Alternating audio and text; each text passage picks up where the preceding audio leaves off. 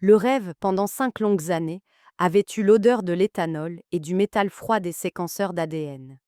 Il avait la lumière blanche et crue des néons d'un laboratoire parisien et le son du bourdonnement constant des systèmes de ventilation. 5 ans de sa vie, Élise les avait passés penchée sur un microscope, cartographiant avec une précision d'horloger le génome de plantes tropicales qu'elle ne verrait jamais dans leur habitat naturel. Son dernier jour de travail ne fut pas différent des autres. Elle finalisa une longue séquence, ses doigts se déplaçant sur le clavier avec une aisance mécanique.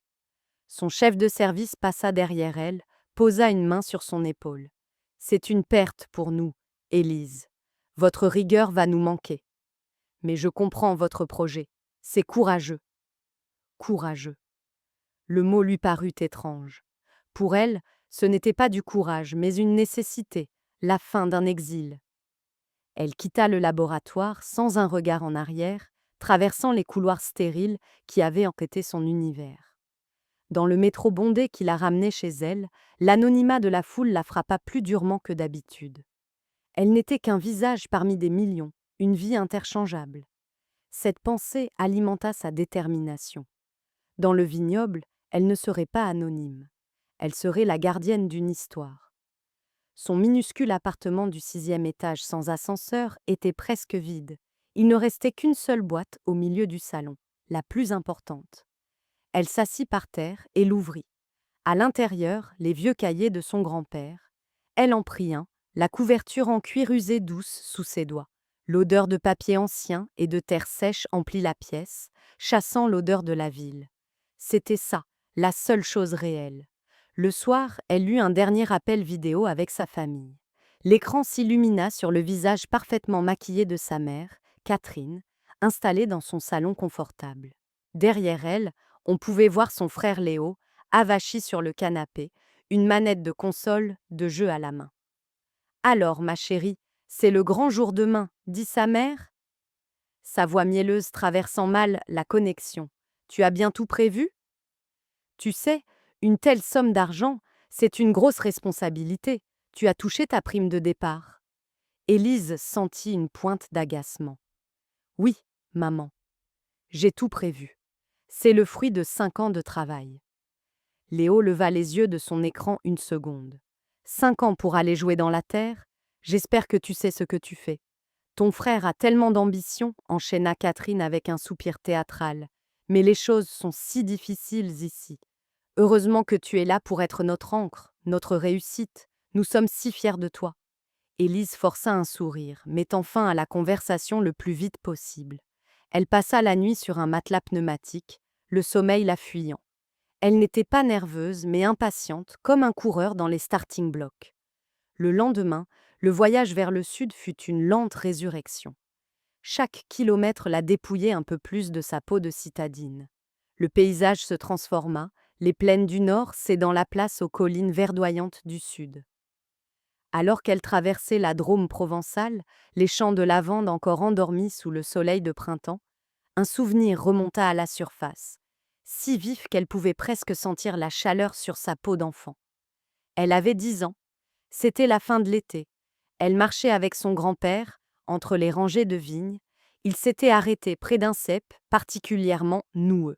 Il lui montra une grappe de raisin noir, presque bleu. « Goûte », avait-il dit. Une explosion de sucre et de soleil avait inondé sa bouche. Son grand-père avait souri, puis il s'était agenouillé, prenant une poignée de terre. Le vrai goût, il vient d'ici, Élise. De la terre. Ce n'est pas juste de la saleté, c'est un être vivant. Elle a une mémoire. Elle se souvient de qui la soigne et de qui l'oublie. Si tu la trahis, elle trouvera toujours un moyen de te le faire payer. Puis il avait ajouté, plus bas, en regardant vers la maison où Catherine et Léo lisaient à l'ombre. Ta mère et ton frère, ils ont des mains de ville. Ils ne comprennent pas ce langage. Toi, tu l'as dans le sang. Ne l'oublie jamais. Elle ne l'avait jamais oublié. C'était pour cette mémoire, pour cette promesse, qu'elle avait tout sacrifié. Lorsqu'elle tourna sur le chemin de terre qui menait à la propriété, son cœur battait à tout rompre. Le chemin était étrangement lisse. Puis, elle vit le portail.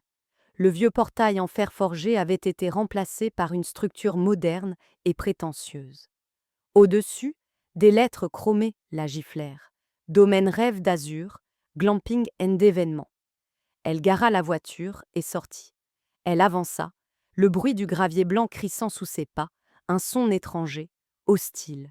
Elle passa devant un panneau, en bois laqué, indiquant espace lounge. L'horreur grandissait à chaque pas. Et puis elle vit la pelouse. Un tapis vert artificiel s'étendait là où les vignes de son grand-père aurait dû onduler sous le vent. Des tentes blanches et luxueuses étaient domées et disposées comme des champignons obscènes.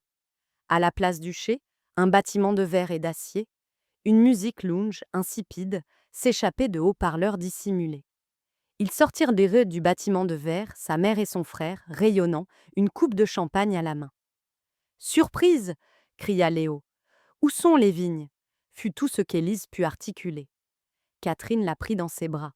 « Oh, Élise, ne sois pas si sentimentale. C'était un joli rêve, mais pas rentable. Nous avons créé un vrai business, pour l'avenir de la famille. » « Pour la famille, » répéta Léo. « On a fait ça pour toi. On a discuté avec des experts en marketing. Le vin, c'est fini. L'avenir, c'est l'événementiel. On a un potentiel Instagram incroyable ici. Des influenceurs se battraient pour venir. Mon rêve, vous l'avez détruit. L'héritage de grand-père. » Le visage de Léo se ferma. « Arrête d'être dramatique. Grand-père était un vieux fermier.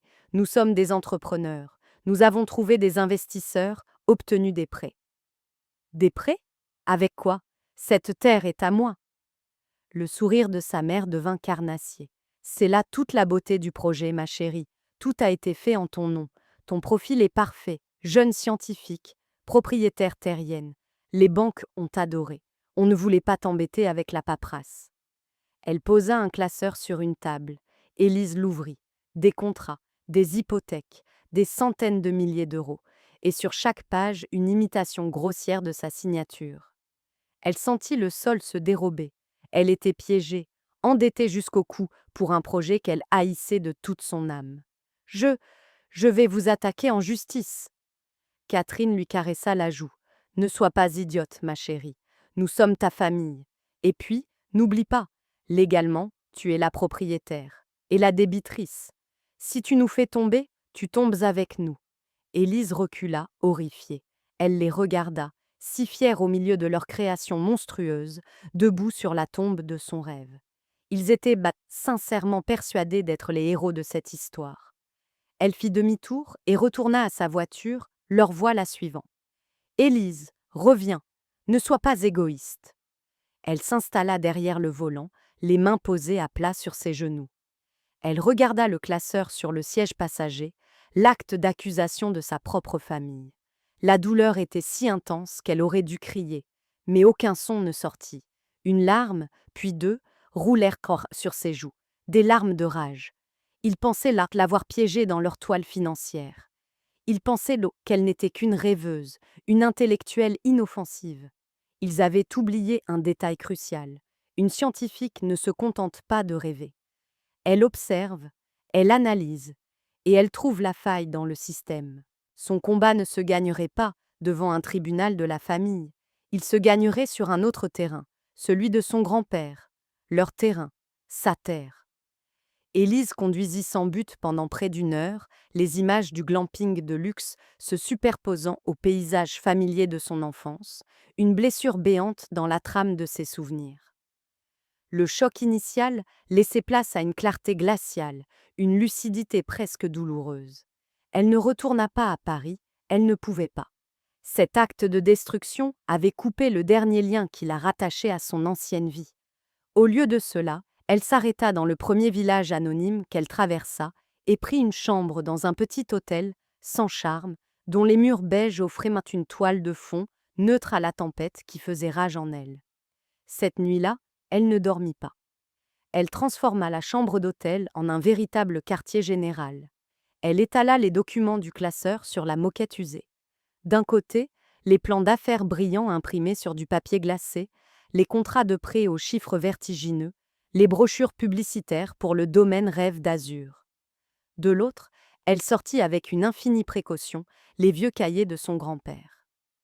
L'encre pâlie et l'odeur de papier ancien contrastaient violemment avec les impressions laser et le jargon bancaire.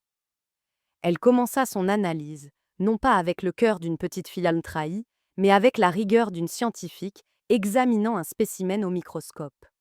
Sa première découverte fut financière. Elle éplucha les devis des entrepreneurs, les factures des fournisseurs, les comparant aux lignes de crédit qu'ils avaient obtenues. Un gouffre.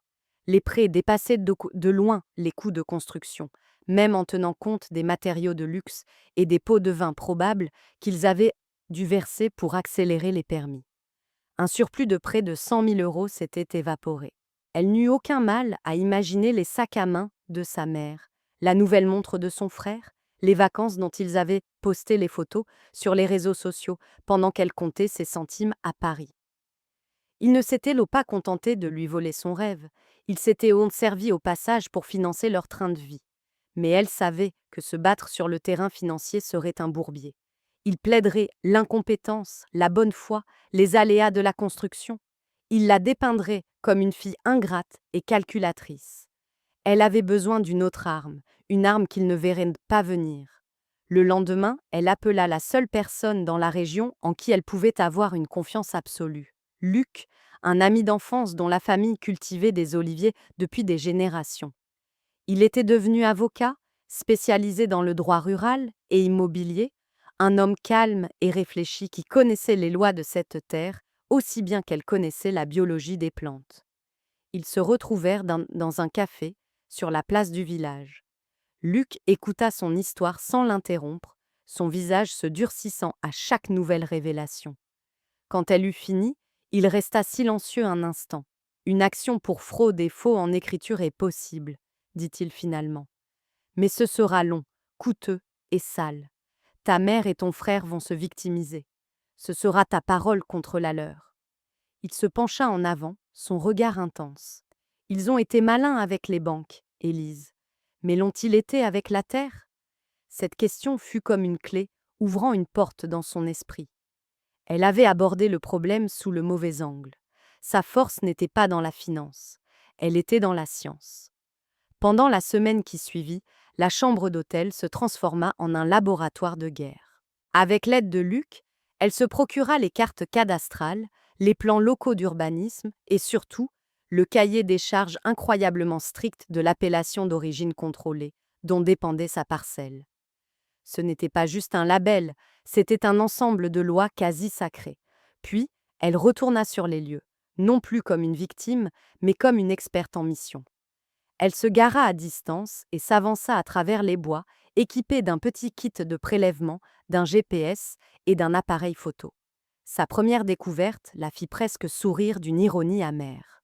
Le magnifique bâtiment de réception en verre, fierté de son frère, avait été construit en plein cœur de la parcelle classée A, celle que le règlement de l'AOC réservait exclusivement à la culture de la vigne. C'était l'équivalent agricole de construire un centre commercial sur le parvis d'une cathédrale. C'était une faute impardonnable, une erreur d'amateur arrogant. Elle continua son exploration méthodique. Près des tentes de luxe, elle repéra un léger suintement, une zone où l'herbe était d'un vert trop vif. Elle prit un échantillon du sol. L'analyse qu'elle fit plus tard confirma ses soupçons, des niveaux élevés de nitrate. Le système d'évacuation des eaux usées du glamping était défectueux et polluait le petit ruisseau en contrebas, un ruisseau protégé, source d'irrigation pour les fermes voisines. Elle photographia tout, une parcelle de chêne truffier, protégée par un arrêté préfectoral, qu'ils avaient rasé pour créer une vue panoramique pour les mariages. La déviation d'un ancien canal d'irrigation. Chaque photo était une pièce à conviction. Le coup de grâce vint de l'étude des documents que Luc avait obtenus de la Chambre d'agriculture. Non seulement ils avaient détruit le vignoble, mais ils avaient continué à toucher les subventions agricoles européennes pour son entretien. Ils déclaraient une production viticole qui n'existait plus. Ce n'était plus seulement une violation des règles locales, c'était une fraude aux fonds publics, un crime fédéral. Le soir, de retour dans sa chambre, elle étala ses propres preuves sur le sol. des photos, des copies des règlements surlignés, les résultats des analyses de sol, les formulaires de subventions frauduleux. Elle avait maintenant un arsenal. La fraude bancaire était une épée, mais les crimes environnementaux et agricoles étaient un véritable canon. Il menaçait sa famille non seulement de prison, mais de pénalités financières si colossales qu'elles les anéantiraient, bien au-delà de la simple faillite. Élise regarda le dossier qu'elle avait constitué. Ce n'était plus seulement une affaire de famille, c'était une histoire de respect, le respect de la loi, le respect de la nature, le respect de la mémoire de son grand-père. Sa mère et son frère, dans leur avidité ignorante, avaient pas fait bafouer les trois. Elle se souvint de la phrase de son grand-père. La terre a une mémoire. Elle se souvient de qui la soigne et de qui la trahit. Ce soir-là, Élise comprit. Elle ne serait pas la vengeresse. La terre elle-même lui avait donné les armes. Elle n'allait pas simplement se battre pour récupérer son bien. Elle allait devenir la voix de cette terre trahie. Le plan de l'ultimatum était maintenant clair dans son esprit. Le piège était prêt. Le plan d'Élise ne s'exécuta pas dans un éclat de colère, mais dans le silence feutré et anonyme d'une bibliothèque municipale d'une ville voisine. Assise devant un ordinateur public, le visage à demi caché par une écharpe, elle rédigea 2 courriels. Sa démarche n'était pas celle d'une femme blessée, mais celle d'une biologiste préparant une dissection. Le premier message, destiné à la Direction régionale de l'environnement, était un modèle de précision clinique. Il détaillait, point par point, les infractions écologiques, la pollution du ruisseau, étayée par ses propres analyses de nitrates, le déboisement illégal avec des photos géolocalisées, et la construction sur une parcelle agricole protégée, avec des références exactes aux articles du Code de l'urbanisme. Le second courriel, envoyé à l'agence de services et de paiement du ministère de l'Agriculture, était encore plus direct. Il contenait les preuves de la fraude aux subventions, une comparaison simple et brutale entre les déclarations de culture de vigne et la réalité d'un terrain de camping de luxe. Elle signa chaque message d'une simple formule, une citoyenne concernée par la protection de notre patrimoine. Puis elle se déconnecta, effaça l'historique et sortit dans l'air frais de l'après-midi. La machine était lancée. L'attente dura 2 semaines pendant lesquelles Élise s'immergea dans les cahiers de son grand-père, transformant sa chambre d'hôtel en un bureau d'études. Elle dessinait des plans, calculait des densités de plantation, choisissait des porte-greffes.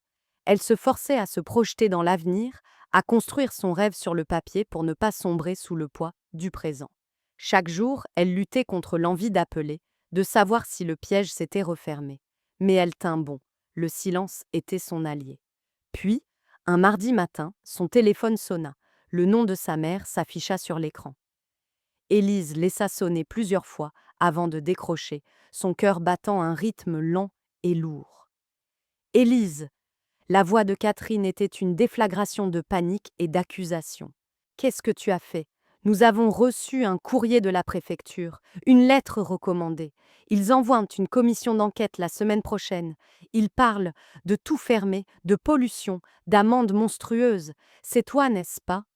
Tu essaies de nous détruire.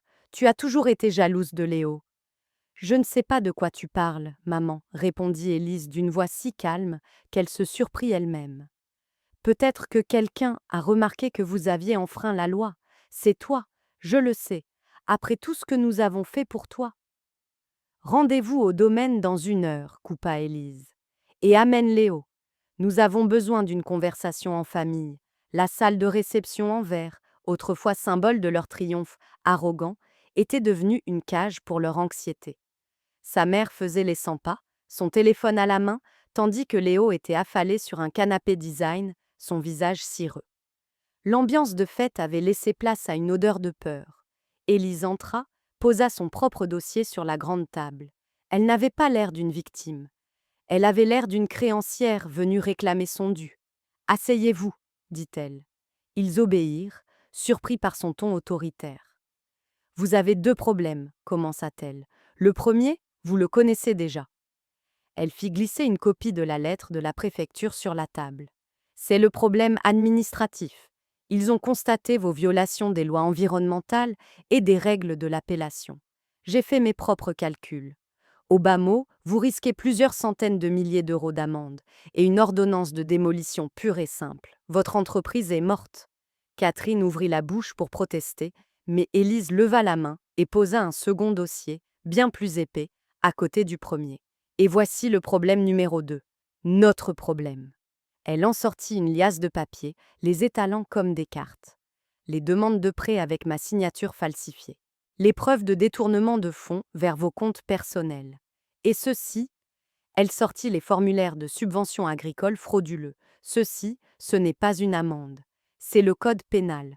Cela s'appelle l'abus de confiance aggravé, l'escroquerie en bande organisée et le faux en écriture. Ce ne sont pas des euros que vous risquez, ce sont des années de prison. Le silence dans la pièce était total. On pouvait entendre le bourdonnement du système de climatisation. Le visage de Léo était passé du blanc au vert. Alors voilà l'accord que je vous propose, continua Élise, sa voix ne tremblant pas. Cet après-midi, nous allons tous les trois chez le notaire. Vous allez me signer une cession totale et irrévocable de la société, de la propriété et de toutes les dettes qui y sont rattachées pour un euro symbolique. En échange, ce second dossier disparaît. Je ne porterai pas plainte pour fraude. Vous repartirez d'ici sans rien, ruiné, mais libre. Jamais, s'écria Léo en se levant. C'est notre travail, c'est notre idée. Votre idée est une construction illégale sur une terre polluée financée par une fraude, rétorqua Élise sans ciller. Assieds-toi. Ma chérie, supplia sa mère, les larmes aux yeux. On peut s'arranger, on te remboursera. C'était une erreur. Ce n'était pas une erreur, c'était un choix. Et maintenant, vous devez en faire un autre. Si vous refusez, je quitte cette pièce, je monte dans ma voiture et je transmets ce dossier directement aux inspecteurs qui sont déjà en train de monter un dossier contre vous. Elle se leva, laissant les 2 dossiers sur la table. Le notaire vous attend à 16 heures. Il ne vous reste que 2 heures pour décider. Pensez-y. La ruine financière ou la ruine totale et la prison. Elle se dirigea vers la sortie, sa silhouette se découpant dans la lumière crue qui inondait la pièce. Sur le seuil, elle s'arrêta et se retourna. Elle regarda leurs visages défaits, l'horreur de la réalité qui s'abattait enfin sur eux. Grand-père disait que la terre a une mémoire, dit-elle doucement. Il semblerait qu'elle soit venue vous présenter l'addition. Puis, elle sortit, les laissant seuls avec le silence, les preuves de leur crime et le poids de leur décision. Le piège s'était refermé. Le silence dans l'étude du notaire était plus lourd que la pierre des vieux murs. Il n'était rompu que par le grattement du stylo sur le papier. Élise regarda sa mère, Catherine, et son frère Léo apposer leur signature au bas des documents. Leurs gestes étaient lents, mécaniques, comme ceux de fantômes signant leur propre acte de décès. Leurs visages étaient drossés des masques de cire, vides de toute arrogance, ne laissant transparaître qu'une défaite amère et totale. Il n'y eut pas de cri, pas de dernière supplique, juste le son du papier qui glisse et d'un avenir qui bascule. Quand le notaire prononça la phrase finale, les mots résonnèrent dans la pièce avec une solennité funèbre. La cession est complète. Madame Élise Dubois est désormais l'unique propriétaire. Élise ne ressentit ni joie, ni triomphe. Seulement le poids immense de ce qu'elle venait d'accomplir. Elle était propriétaire d'une terre blessée et d'une montagne de dettes. Mais elle était libre. Son premier acte en tant que nouvelle propriétaire fut symbolique.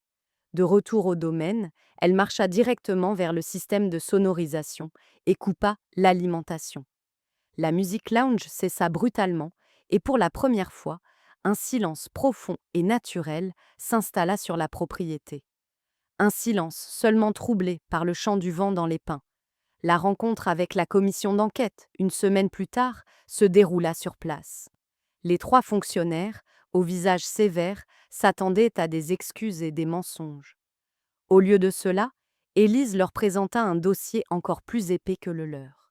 Ce n'était pas une défense, mais un plan, son plan de réhabilitation écologique et agricole.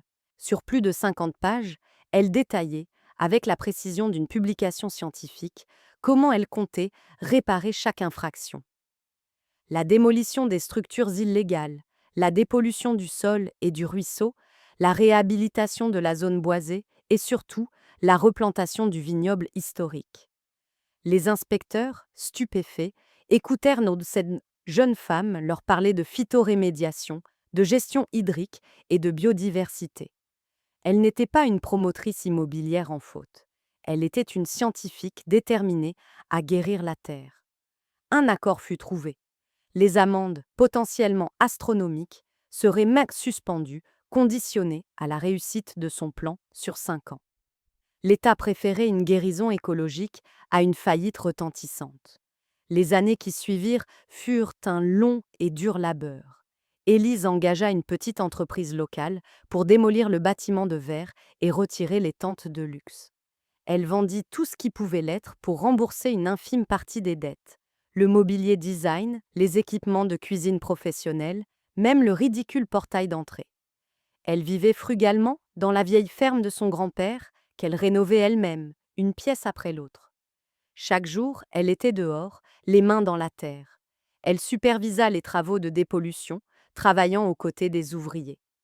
Lentement, patiemment, elle redonna vie au ruisseau, replanta des arbres. Puis vint le jour le plus important, celui où, après avoir amendé et préparé le sol pendant des mois, elle planta la première jeune vigne. C'était un plant de Tibouren, un cépage ancien et rare que son grand-père chérissait. En enfonçant ses racines dans la terre humide, elle sentit un cycle se boucler. Ce n'était plus un rêve, c'était un commencement. 4 ans plus tard, le soleil de fin d'après-midi dorait les collines de Provence. Les rangées de vignes, jeunes et vigoureuses, ondulaient sous une brise légère. Le domaine rêve d'azur n'était plus qu'un mauvais souvenir. À la place se tenait le domaine du bois, un nom simple, un retour aux sources. Le chai avait été reconstruit à la place de l'ancienne salle de réception, un bâtiment fonctionnel et élégant, parfaitement intégré au paysage. Élise se tenait sur la terrasse, un verre de vin à la main. C'était une journée spéciale. La première dégustation officielle de son premier millésime. Quelques personnes étaient là. Luc, son ami fidèle, qui la regardait avec une admiration non dissimulée, et une poignée de vignerons respectés de la région, initialement sceptiques, aujourd'hui intrigués par cette scientifique qui faisait des miracles. Luc s'approcha d'elle. « Au fait, j'ai eu des nouvelles de ta famille. Mon cousin vit dans le nord, près de Lille. Il les a croisés, paraît-il. Ta mère est caissière dans un supermarché. Ton frère travaille dans un centre d'appel. Ils ont dû vendre la maison familiale pour éponger leurs dettes personnelles. » Élise hocha la tête, sans cesser de regarder ses vignes. L'information lui parut lointaine, comme l'histoire de gens qu'elle avait connus dans une autre vie. Elle ne ressentit ni pitié, ni satisfaction. Seulement une profonde et paisible indifférence.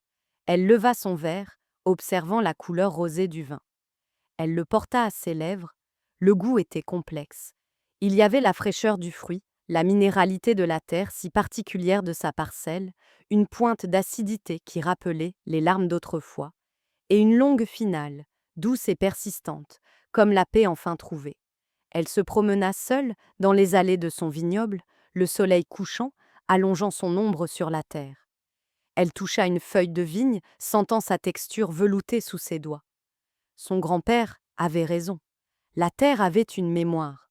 Elle s'était souvenue de celle qui était revenue pour la soigner. Cette terre, ce vin, cette vie, elle ne les avait pas simplement hérités, elle les avait reconquis, elle les avait mérités. Et dans le silence du crépuscule, un sourire se dessina sur ses lèvres. Elle était enfin libre.